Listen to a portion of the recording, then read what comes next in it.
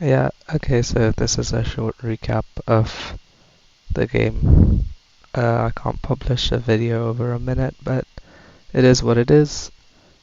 We start with e4, e5, knight f3, knight c6, bishop b5. Classic Spanish, it's the only thing I ever play as white, so I mean, most people expect like bishop to c4 over here and Italian game, and you'd play like a Gioco piano with bishop c5. I don't like that. Now, this person takes 20 seconds to play bishop c5 anyway, and I short castle because it's a system and you always short castle after you take your bishop out, unless they play a6 and you play bishop a4, b5, bishop b3. It's quite simple. So d6 is the last book move in this position. I'm supposed to play c3 over here, but I play more solidly in the center with d3, just wanting to protect my central pawn as it's undefended, and I don't want to play knight c3 yet. So he plays bishop to d7, which I don't think is really necessary. He should, as the engine suggests, be playing knight e7 and looking to short castle. And I play bishop to e3, so if he trades, I get f takes e3, and my rook is now open on his castling side, and I get a nice center. He does take, and play bishop to a6.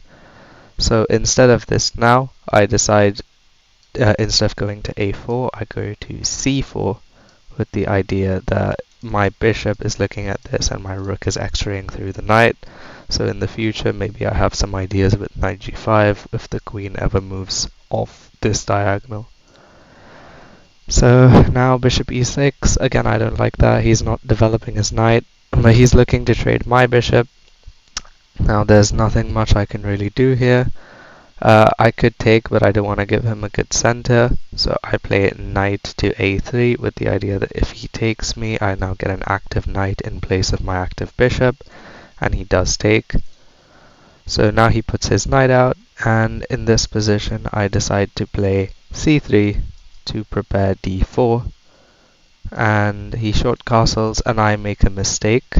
Now I didn't notice this initially, but this leaves this pawn hanging. I should have played queen c2 and then played d4, and it would have been better, and he takes my free pawn. Now I play queen c2. I don't want to go in too much over here. I want to be able to maintain some presence along my second rank, which the engine doesn't like, but it's more human. Now he goes back to g5, which I don't really agree with. I think the engine is definitely right here, knight f6, much more natural, just go back to your square, maintain control over this crucial d5 square. There's obviously an opportunity now for me to play d5, but it wouldn't really do much because he could just play to centralize his knight backward and then come around to g6 eventually. I play rook to d1, looking to push this pawn. I don't know why, it's not defended. It's a tough move.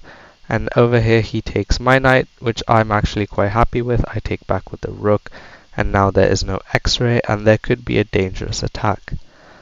He takes in the center, which is already really bad. I take back here, and now I have 4 connected pawns on the left side. I am still a pawn down, but my position is improving a lot. He goes to attack my knight, and in this position I play rook to h3 with the idea that if he takes, I have mate in 1. But obviously that's not what he plays. He plays h6 to defend. Now in this position g6 is better because it cuts off the queen's diagonal. And I now need to move my knight, so I play knight to e3 with the idea that I want to play eventually knight to f5 and get some dangerous ideas on these squares. Queen f6 is, in every sense of the word, a terrible move because I can play rook f1 and it's covered by this knight, but I choose not to play rook to f1, which is really bad on my part. I just miss rook f1 and it's not so great for me. because now something like queen e6 or queen g5, and it's not looking too good for my knight.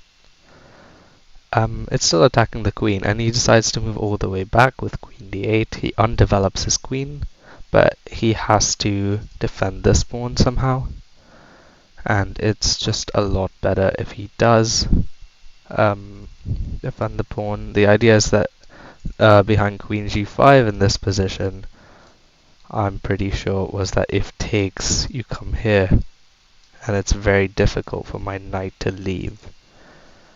Actually, I think my knight is just almost trapped.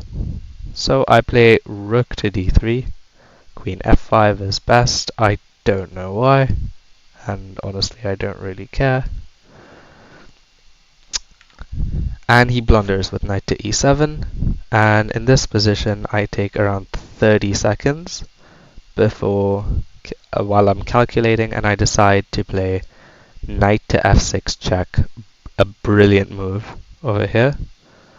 And what it does is it just checks the king, yeah, but he takes back. And this is the line that I've calculated. I completely understand that him taking back is a mistake here, because now I have rook to g3 check. And the king is very unsafe. This pawn over here is completely removed. And he blocks with the knight, with knight to g6. And now you might think that my attack is more or less dead, but here comes the second brilliant move, rook takes g6 check.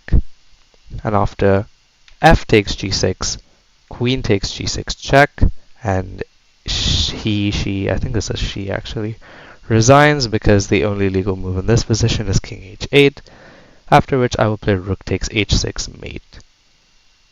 And that's the game.